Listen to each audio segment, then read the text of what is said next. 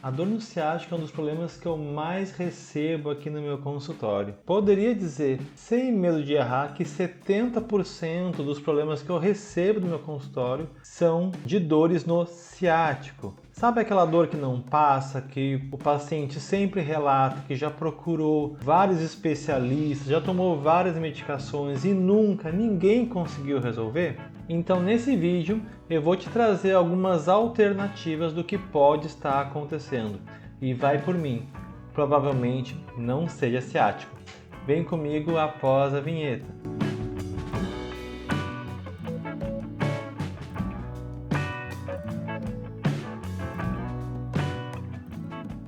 Fala aí galera, sejam todos muito bem-vindos a mais um vídeo aqui no canal. Meu nome é Thiago Ferreira, eu sou fisioterapeuta e hoje eu trago um conteúdo que é muito comum, é uma dúvida muito frequente e que eu recebo todos os dias aqui no meu consultório. O paciente chega para mim com uma dor na região posterior, às vezes na região da lombar, às vezes uma dor na parte posterior da coxa, uma dor que vai até a panturrilha e esse paciente chega com um diagnóstico de dor ciática. Vocês vão receber às vezes ali no laudo médico uma lombociatalgia, é o termo clássico que se usa para esse tipo de dor. Normalmente esses pacientes eles relatam que já entraram com medicações fortes, já fizeram fisioterapia em outros momentos, já tentaram diversas técnicas e ninguém consegue resolver essa bendita dor no ciático.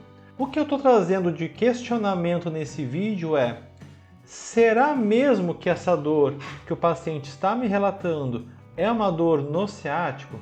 Será mesmo o ciático o grande vilão nessa história? Ou será que está faltando aí um pouco de avaliação mais aprofundada da parte profissional com relação ao paciente? Então nesse vídeo eu vou trazer para vocês algumas opções, alguns problemas que trazem sintomas muito parecidos com um sintoma de dor no ciático. Um dos grandes problemas que eu vejo no diagnóstico de dor ciática é que se banalizou um pouco essa questão do ciático, né? O paciente já registrou na cabeça dele, e alguns profissionais também, que toda dor na região posterior e que desce pela perna, essa dor é uma dor ciática. Só que não é bem assim que as coisas funcionam. Um dos problemas que eu vejo acontecer é a falta de paciência de alguns profissionais de ouvir a história do paciente, quando essa dor começou, como essa dor está evoluindo e como esses sintomas eles aliviam. E acredite, essa história de quando a dor começou vai fazer toda a diferença na hora de diagnosticar essa dor. Vou trazer um exemplo que é bem clássico, já vi acontecer inúmeras vezes. Vamos imaginar o seguinte paciente: um homem, mais ou menos aí uns 42, 43 anos, nunca sentiu absolutamente nada na coluna, é uma pessoa extremamente saudável, pratica atividade física e, de uma forma geral, ele se cuida. Um belo dia, ele resolveu trocar toda a sala dele de lugar. Resolveu arredar o sofá para um lado, empurrar o armário para o outro lado, deslocar a estante ali puxando meio que de qualquer jeito. Num desses movimentos, esse nosso paciente sentiu uma fincadinha na lombar. Mas, como ele estava no meio do processo, ele achou aquilo estranho, corpo quente, seguiu fazendo as mudanças dele ali naturalmente. Quando ele finalmente terminou essa atividade que ele estava fazendo, ele foi lá tomar o banhozinho dele e sentiu que essa dor deu uma aumentada. O que a gente faz numa situação como essa?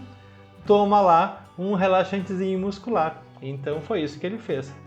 Foi lá na cozinha, pegou um relaxantezinho muscular, tomou, a dor passou, ficou tranquilo. Foi dormir. No dia seguinte, ao acordar, ele foi se levantar da cama e travou da lombar. Sentiu um travamento, ficou com a coluna em flexão, não conseguia nem ficar em pé. Foi direto procurar uma ajuda médica. Foi lá no plantão do hospital, foi lá no plano de saúde. Ao chegar lá, o que o médico costuma perguntar? Aonde dói? E ele fala: me dói na lombar, me dói o glúteo, me dói posterior da perna. Feito. Diagnóstico de ciático vai ser aplicado neste caso. O médico nem vai perguntar quando essa dor começou, por que essa dor começou. É dor lombar que desce pela perna? É ciático. E isso piora mais ainda se esse médico solicitar um exame de imagem e nesta imagem aparecer ali uma hérnia de disco ou uma discopatia degenerativa. Dor na lombar que desce pela perna e um laudo de protusão discal, por exemplo, só confirma mais ainda esse diagnóstico de lombociatalgia. Galera, vamos pensar um pouquinho. Houve toda a história que eu acabei de contar. O que a gente tem que raciocinar? Uma hérnia, ela não nasce da noite para o dia. Leva-se anos, muitas vezes, para que essa hérnia se desenvolva. Em um homem de mais de 40 anos, aparecer uma protusão discal ou uma discopatia degenerativa é extremamente normal. Nós precisamos normalizar o envelhecimento natural da coluna e está tudo certo. Como eu sempre gosto de brincar, há pouco tempo atrás eu não tinha ruga e agora tenho. Eu não tinha cabelo branco e agora eu tenho. Então como é que vocês acham que acontece o envelhecimento da minha coluna? Eu já tenho 39 anos, não sinto nada, mas eu tenho certeza que se eu fizer um exame de imagem hoje, vai aparecer alguma coisa. Mas o fato de algo aparecer no exame de imagem não significa que é este a origem do problema. Não é tão simples diagnosticar uma dor lombar. Quem me acompanha lá no Instagram, quem assiste as minhas lives, a propósito, eu vou deixar aqui na descrição desse vídeo o link para o meu Instagram, porque lá eu faço live quase todas as segundas-feiras falando um pouco sobre dor. Quem me acompanha por lá já deve ter visto eu falar isso inúmeras vezes. O que a gente precisa entender a partir deste momento é que a dor ciática tem sintomas bem específicos. Bom, então para a gente falar sobre ciático, vou mostrar para vocês uma imagem para que vocês conheçam então e compreendam o que é o nervo ciático. E aqui está, em azul aí, esse nervo bem grandão. Ele inicia ali mais ou menos na altura de L4 e vai descendo. Ele é um nervo bem calibroso e vai até a planta do pé. Ele vai descendo por toda a região posterior. Quando a gente fala de uma dor neurológica, porque se está pinçando o ciático, eu vou ter sintomas neurológicos. Então, como é esse tipo de dor? Qual é a diferença? O que o paciente precisa me relatar para eu compreender que essa dor realmente é uma dor no ciático? A dor irradiada pela perna, essa é bem clássica, né? É o que todo mundo conhece. Porém, essa dor, ela é uma dor meio que em queimação. Ela não é uma dor de músculo machucado, é uma dor que desce queimando. Muitas vezes o paciente vai nos relatar um formigamento no membro, que pode ser tanto um formigamento no glúteo, na parte posterior da coxa, na panturrilha e até mesmo nos pés.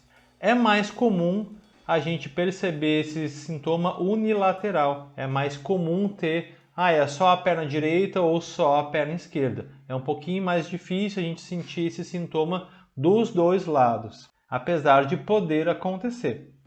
É muito comum o paciente relatar também perda de força na perna. Isso também é um sintoma bem clássico de dor no ciático. Em alguns casos mais graves, o paciente pode relatar até mesmo uma perda de sensibilidade. Para quem lembra aí da faculdade que a gente estudava os dermátomos, então vou mostrar para vocês aqui uma imagem desses dermátomos, que são regiões onde a gente consegue perceber a sensibilidade de cada altura dessa inervação. Então, por exemplo, se o paciente ele relata que tem uma hérnia de disco na altura entre L2 e L3, a gente vai aqui nessa imagem e tenta procurar aqui nessa imagem aonde a raiz nervosa de L3 ela age no nosso corpo. Então, se eu comentei com vocês que ciático é de L4 para baixo, então a gente consegue perceber que existe um trajeto específico. um pouquinho na lateral da perna, mas principalmente na parte posterior da perna. Então, se o paciente relata para vocês que a dor dele é na parte anterior da perna ou o formigamento na parte anterior da perna, então já não estamos mais falando de ciático, né? Então, os dermátomos são um bom indicativo também se existe um acometimento do nervo ciático ou não. Então, como vocês podem ver, toda dor neurológica, né, todo acometimento, toda inflamação nas nossas raízes nervosas vão nos trazer sintomas bem específicos. Se o paciente não relata nenhum desses sintomas, a gente pode começar a pensar em descartar o diagnóstico de dor ciático. Bom, Thiago, mas vamos lá. Não sendo dor no ciático, o que pode ser então? Deixa eu mostrar uma outra imagem aqui para vocês. Olha essa primeira imagem aqui.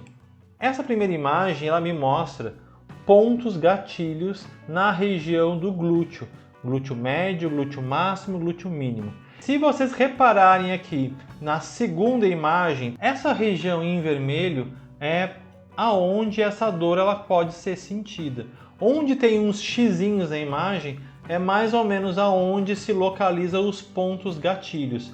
Ponto gatilho é um ponto de contratura muscular, um ponto de contratura que está bem enraizada, que está bem profunda. Então olha que interessante, um ponto gatilho na região de glúteo médio pode me dar uma dor reflexa, tanto na região de glúteo, como também na parte posterior da perna e ali no início da panturrilha. Não é fácil de confundir isso com um sintoma do ciático? Então, o que vai diferenciar essa dor reflexa de uma dor irradiada? Os outros sintomas que eu acabei de citar para vocês, que são o formigamento, a perda de força, a queimação. É isso que vai fazer esse diferencial. Segunda forma que faz com que eu identifique que essa lesão é de glúteo médio e não lado ciático: palpação. Eu vou fazer uma palpação na região do glúteo médio. Normalmente, quando a gente palpa essa região onde tem um ponto gatilho, o paciente vai relatar na hora um aumento do sintoma. Então, isso já nos comprova que essa lesão é na região de glúteo médio e não na região do ciático. Conseguindo identificar, então, que esse problema realmente é um ponto gatilho na região de glúteo médio, o que eu posso fazer? A gente precisa procurar um profissional para fazer uma liberação desses pontos gatilhos. E existem diversas técnicas que podem resolver. Dry needling nessa região, que é o agulhamento a seco. A própria acupuntura pode ajudar muito a resolver esse problema. Liberação miofascial, digitopressão, alongamento de glúteo médio. Bom, agora eu vou mostrar para vocês o que para mim é assim, o campeão de todos. A grande maioria das pessoas que me procuram com um diagnóstico de dor ciática é por causa desse camarada aqui. Aqui nessa imagem nós temos um músculo chamado piriforme. Ele vai ali da região do trocânter do fêmur em direção ao sacro. Ele atravessa, ele cruza o glúteo todo. Qual é o problema desse cara? O problema é que o ciático passa atrás dele, que é muito comum essa musculatura entrar em espasmo. E quando ela entra em espasmo, ela pinça o ciático. Aqui a gente tem que prestar bastante atenção. Por quê?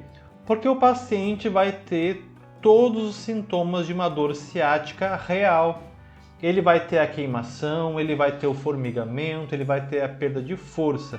Porém, esse acometimento do ciático não é um problema de coluna, é um problema de espasmo dessa musculatura que a gente chama de piriforme. Uma forma fácil de identificar isso no paciente é perguntar para ele aonde essa dor começa. Se ela inicia na região da lombar ou se ela inicia do glúteo para baixo. Claro que se esse piriforme estiver muito contraturado, estiver muito em espasmo, ele pode me levar a uma dor também na região da lombar. Então isso precisa ser avaliado com muito carinho. Como é que eu avalio o paciente para conseguir identificar? que realmente é o piriforme o problema. O paciente vai ficar deitado, tanto de barriga para baixo como em decúbito lateral. Eu vou identificar onde o piriforme se localiza e vou fazer uma dígito-pressão. Normalmente, quando a gente faz essa dígito-pressão na região de piriforme e é ele o problema, o paciente vai dar um pulo na maca. Na mesma hora ele vai relatar que aumentou a dor, que está muito sensível àquela região e é muito desconfortável. Ao tratar o piriforme, automaticamente todo o sintoma de dor ciática vai passar.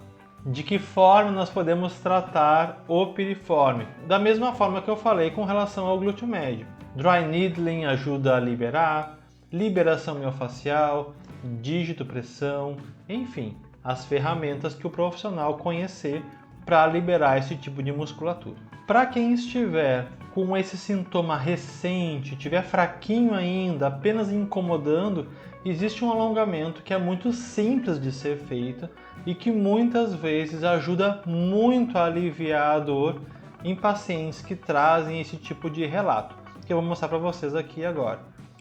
É essa posição aí.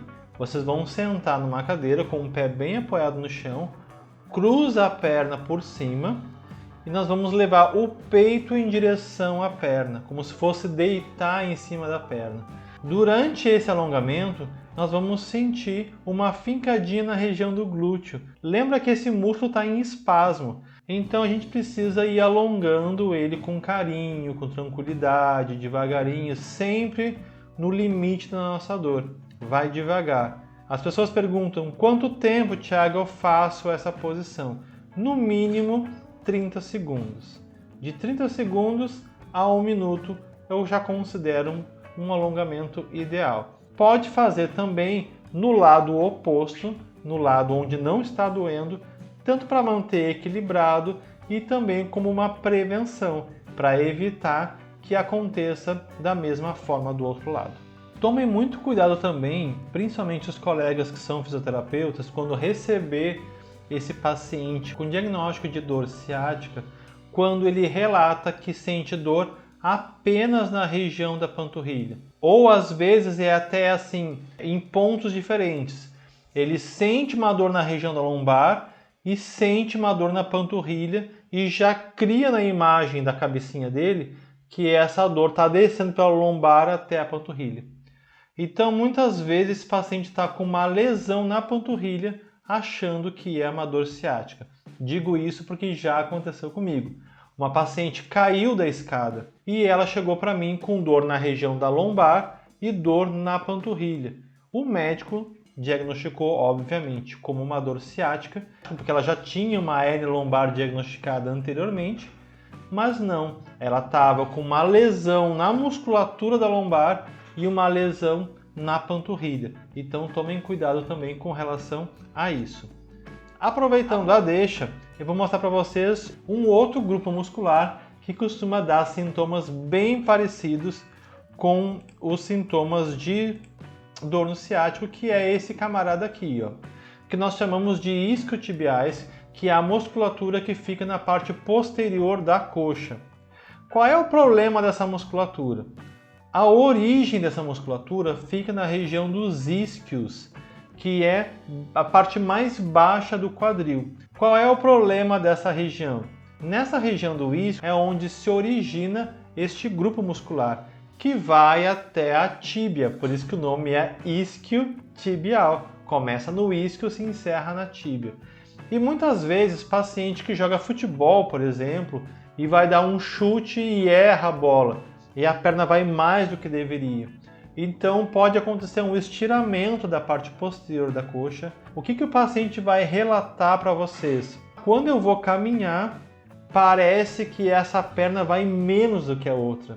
Uma perna vai bem lá na frente e a outra parece que tranca, parece que vai menos. E quando sente esse trancar da perna, o sintoma aparece. Uma lesão na origem dos isquiotibiais, bem na região do isquio, uma tendinite naquela região ou um estiramento das fibras desse músculo pode nos dar uma dor reflexa tanto para o glúteo como também lá para a panturrilha. Se vocês forem com o dedo e palparem a região do isquio, esse paciente vai relatar bastante dor. E aí, Thiago, sendo esse o problema, como é que eu faço para tratar esse problema? Eu costumo utilizar aqui no meu consultório uma técnica chamada de crochetagem, onde eu tenho um pequeno gancho que eu entro com ele na região dos isquios e faço uma raspagem do tendão ali dos isquiotibiais. Essa raspagem faz uma liberação desse tendão e automaticamente essa perna fica mais solta e o sintoma do meu paciente passa. Também é importante procurar em todo o trajeto dos isquiotibiais para ver se a gente não encontra pontos gatilhos e também liberação miofascial para fazer com que esse músculo tenha mais liberdade de movimento. Bom, vou finalizar esse vídeo com um pedido que me fizeram, que são alongamentos que possam auxiliar nesse sintoma de dor ciática. Aqui eu vou fazer todos os alongamentos que eu considero que são legais para todos esses problemas que nós citamos até agora. O primeiro eu já falei para vocês, que é esse alongamento aqui, que é um alongamento quando o paciente tem ali um acometimento na região do piriforme. Já falamos sobre ele, então vamos ver aqui os outros alongamentos que também são legais. Nessa posição aqui, onde a gente deita e puxa a coxa contra o peito, a gente tem um alongamento de glúteo máximo. Também já ajuda a dar uma acomodada na região da lombar.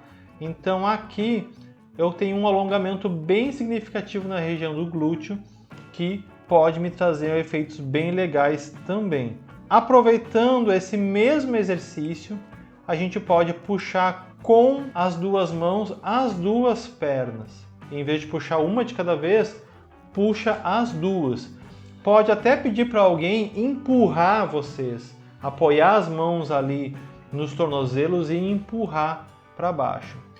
Essa posição faz um alongamento da região da lombar.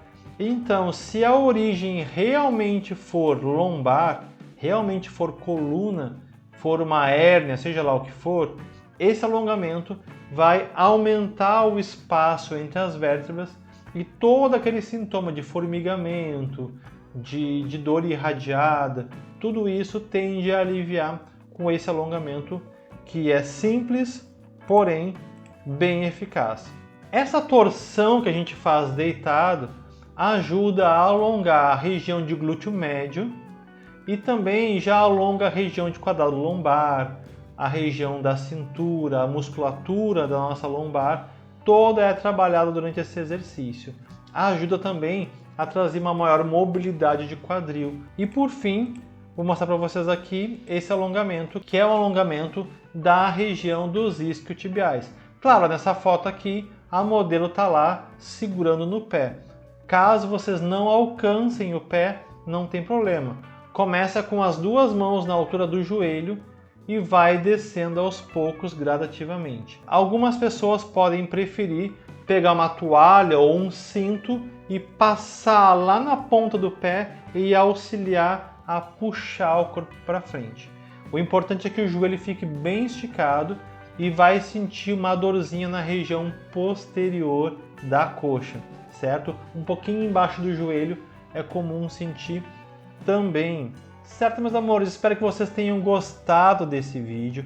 Qualquer dúvida que vocês tiverem, coloca aí embaixo para mim que eu respondo sempre a todas as perguntas que me mandarem. Aproveito também para pedir para vocês se inscreverem no canal, caso ainda não sejam inscritos. Compartilha tanto com os colegas como também com algum familiar ou amigo que possa estar sofrendo com dor no ciático e que muitas vezes pode ser que não seja. Não se desesperem caso vocês tenham uma dor e vocês não conseguiram resolver ainda. Antes de pensar em fazer uma cirurgia, procurem um bom fisioterapeuta, procurem um bom profissional que possa auxiliar vocês.